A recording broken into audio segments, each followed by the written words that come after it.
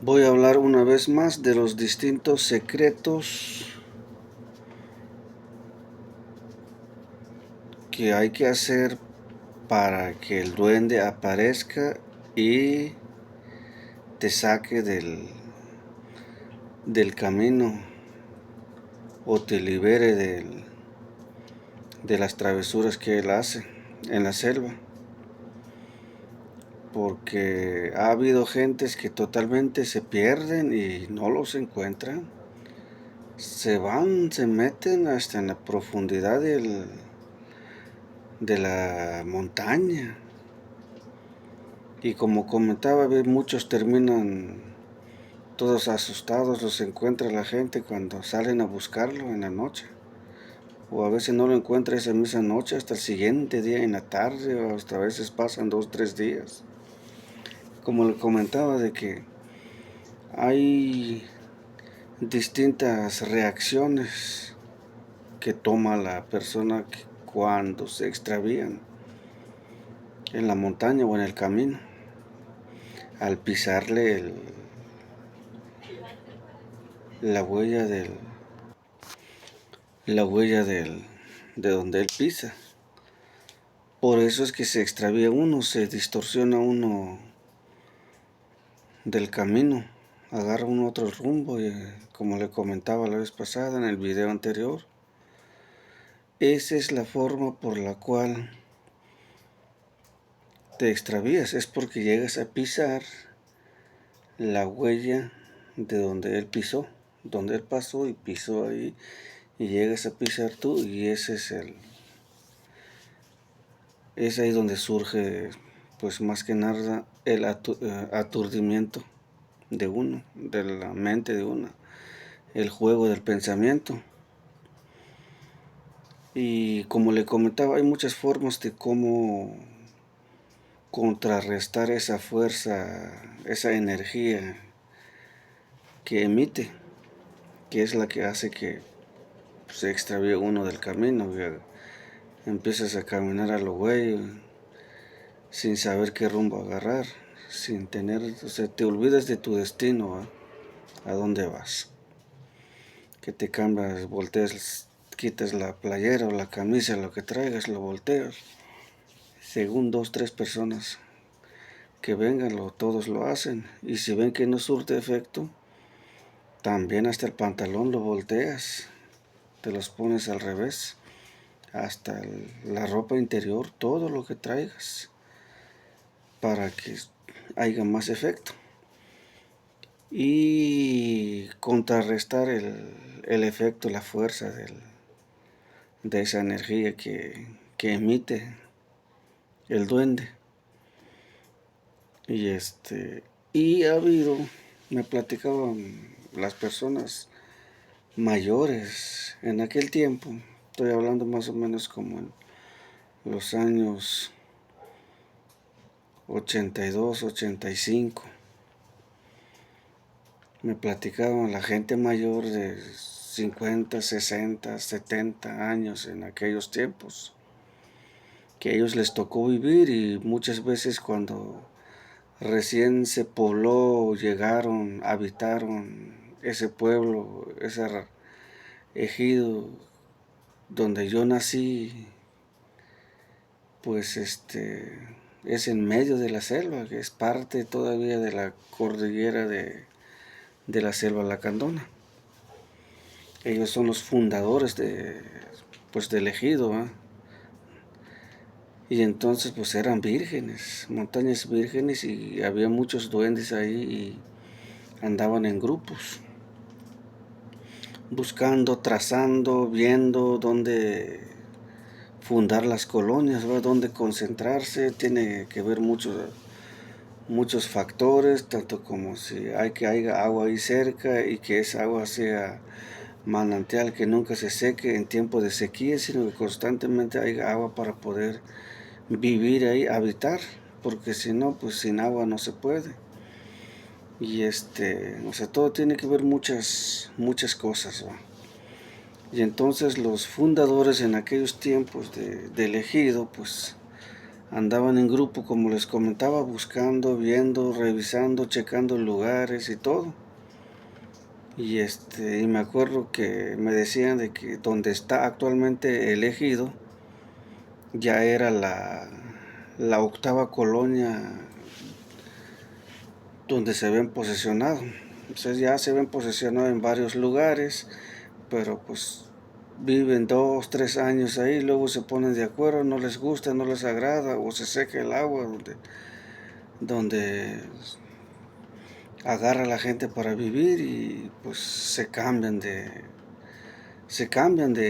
ejido, llegan, forman y van a otro lado, como tipo nómadas, ¿va? En aquellos tiempos. Y entonces, que era la octava vez, hasta donde se quedaron. Bueno, a lo que voy es de que ellos también les tocó pues vivir esa experiencia de toparse con los duendes. Pero ellos como andaban en grupos de 12, de 15, de 20 personas y todas esas personas se perdían. Y esa persona que me platicó, pues él lo vivió. Era parte del grupo que se habían extraviado en aquel tiempo. O sea, estoy hablando, si a mí me contó cuando, en el año entre 82, 85, pues ya tenía como, parece que 18 o 20 o 20 y tantos años de la formación de ese ejido.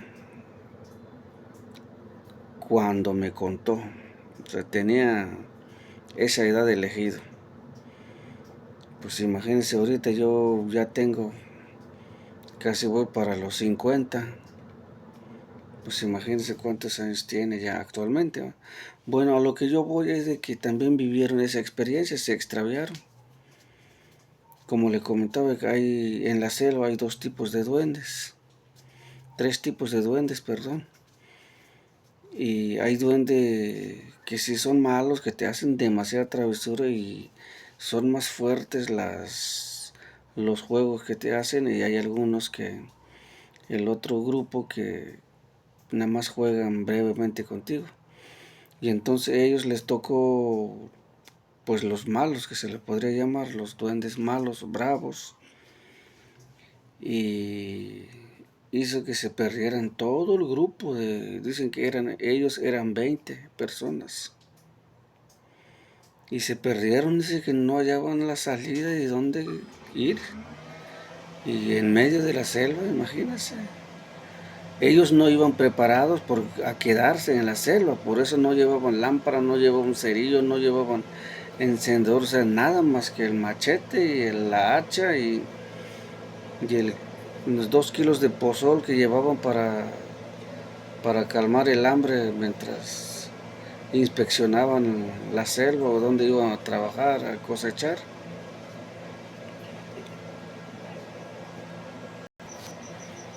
Y pues les tocó la mala suerte que pisaron la huella del duende malo. Se perdieron y les entró la noche ahí en la selva y igual no hallaban para dónde ir. Y entonces dice que buscaron un lugar, pues uno de esas personas, de parte del grupo, dice que pues tenía experiencia, había escuchado el secreto de cómo hacer cuando te pierdes en la selva. Y pues lo aplicaron. Pues ya se sentaron, bueno, ahora qué hacemos, estamos perdidos, no sabemos a dónde ir, no sabemos qué rumbo agarrar. Pues vamos a sentarnos, pues ya no hay de otras, ya caminamos demasiado y no hallamos la salida. Y ellos ya sabían de que el duende le había extraviado. Y entonces, y que dice esa persona, el que sabía, que había escuchado qué secreto se podía hacer cuando te extravías. Y lo aplicaron, dice que se quitaron todo, se quitaron la camisa, el pantalón, ropa interior, se quedaron así sin nada, todos. O sea, no estamos hablando de una persona. Y que unos buscaron pues un palo, y empezaron a tocar como tipo guitarra y el otro a cantar y el otro a bailar, pero así sin nada. Estamos hablando en medio de la, este, de la selva. Pero donde hicieron ese tipo de ¿cómo le llamaré? De ritos, que buscaron una parte donde estaba despejado. Dice que había una parte donde estaba despejado y ahí entraba el rayo de la luna, o sea, y lo usaba hasta allá abajo de la, pues de la tierra, en la selva, en medio de la selva, porque sí, hay partes donde no se pegan las ramas de los árboles milenarias, sino que están lejos y ahí entra pues la claridad de la luna cuando está bien despejado el cielo. Y cuando es luna llena y la luna está hasta arriba, hombre, hasta se me enchina la piel al platicarlos. Y entonces, ¿qué hicieron? Empezaron a hacer ese rito y, como le digo, otro buscó un pedazo de palo así, lo traía así como tipo violín y con la boca haciendo como el sonido del violín, y el otro igual con el sonido de la guitarra, pero con la boca, va, o sea, como salga, y así se formaron en dos grupos. Uno haz de cuenta que eran el artista y el otro eran los que estaban bailando en la pista, haz de cuenta. O sea, pues se tendría que hacer el rito para poder recapacitar y pues salir y hallar el camino de donde estaba.